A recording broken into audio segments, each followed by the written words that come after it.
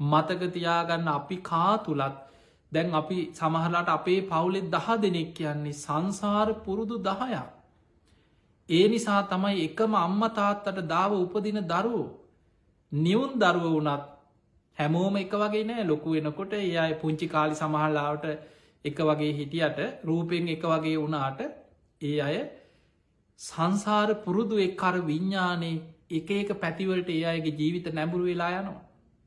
එකම දෙමව්පියන්ට දාව එක ගෙදර එකට හැදිලා එක බත්මුට්ටිය කාගෙන එකට ඉගෙන ගත්තත් එක අම්ම තාත්තගේ එක ගෙදර හැදුනත් කොච්චර යහපත් දරුව කරන්න උත්සාහ කරත් එක්කෙනෙක් පවුලේ හොරෙක් වෙන්න පුළුවන්.